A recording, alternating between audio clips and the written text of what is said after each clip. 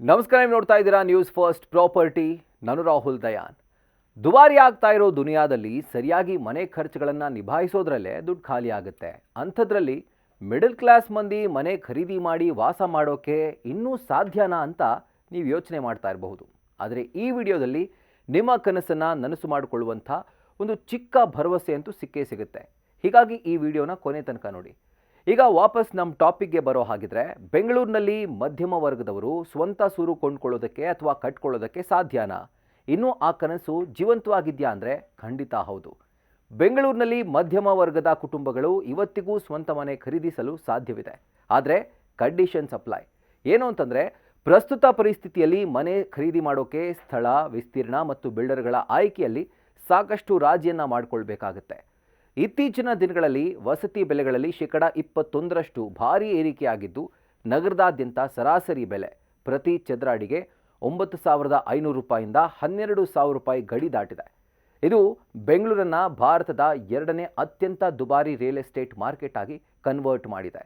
ಈ ಹಠಾತ್ ಬೆಲೆ ಏರಿಕೆಯಿಂದ 1 ಕೋಟಿ ರೂಪಾಯಿಗಿಂತ ಕಡಿಮೆ ಬಜೆಟ್ನ ಮನೆಗಳ ಲಭ್ಯತೆ ತೀವ್ರವಾಗಿ ಕುಸಿದಿದ್ದು, 42% ಮಧ್ಯಮ ವರ್ಗದ ಖರೀದಿದಾರರು ನಗರದ ಪ್ರಮುಖ ಪ್ರದೇಶಗಳಿಂದ ಹೊರಗುಳಿಯುವಂತಾಗಿದೆ. ಇನ್ನು ಪ್ರಮುಖ ಟಿಯರ್ 1 ಬಿಲ್ಡರ್ಗಳು ಕೈಗೆಟುಕುವ ದರದ ವಸತಿ ಯೋಜನೆಗಳಿಗಿಂತ ಪ್ರೀಮಿಯಂ ಯೋಜನೆಗಳಿಗೆ ಹೆಚ್ಚಿನ ಆದ್ಯತೆ ನೀಡುತ್ತಾ ಇದ್ದಾರೆ. ಇದು ಬಜೆಟ್ ಸ್ನೇಹಿ ಮನೆಗಳ ಹೊಸ ಯೋಜನೆಗಳ ಆರಂಭದಲ್ಲಿ 41% ಕುಸಿತಕ್ಕೆ ಕಾರಣವಾಗಿದೆ.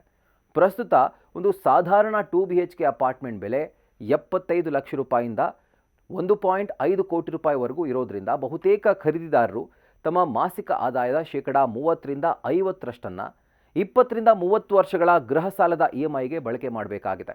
ಹಾಗಿದ್ರೆ ನಾರ್ಮಲ್ ಸಂಬಳದಲ್ಲಿ ನಮಗೆ ಬೆಂಗಳೂರಿನ ಯಾವ ಭಾಗದಲ್ಲಿ ಸ್ವಂತ ಸೂರು ಸಿಗಬಹುದು ಅಂತ ಕೇಳಿದರೆ, ಈ ಆಪ್ಷನ್ಗಳು ನಿಮಗೆ ಬೆಸ್ಟ್.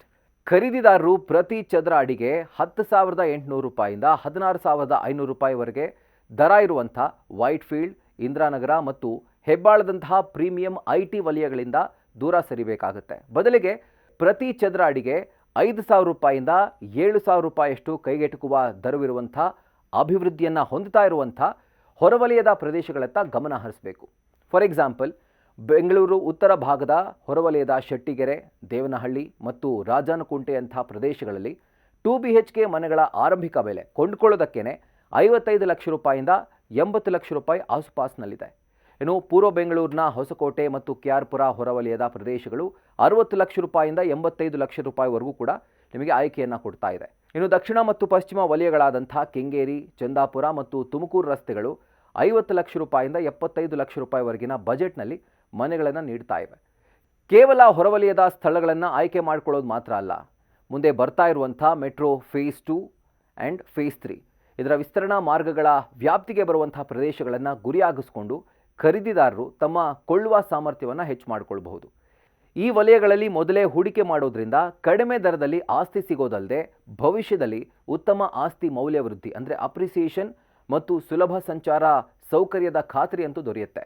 ಇನ್ನು ಪ್ರತಿಷ್ಠಿತ ರಿಯಲ್ ಎಸ್ಟೇಟ್ ಬಿಲ್ಡರ್ಗಳ ಬದಲಾಗಿ ವಿಶ್ವಾಸಾರ್ಹ ಸ್ಥಳೀಯ ಸ್ವತಂತ್ರ ಬಿಲ್ಡರ್ಗಳು, ಡೆವಲಪರ್ಗಳನ್ನು ಆಯ್ಕೆ ಮಾಡಿಕೊಳ್ಳೋದ್ರಿಂದ 30% 40% ರಿಯಾಯಿತಿಯನ್ನು ಪಡಿಬಹುದು.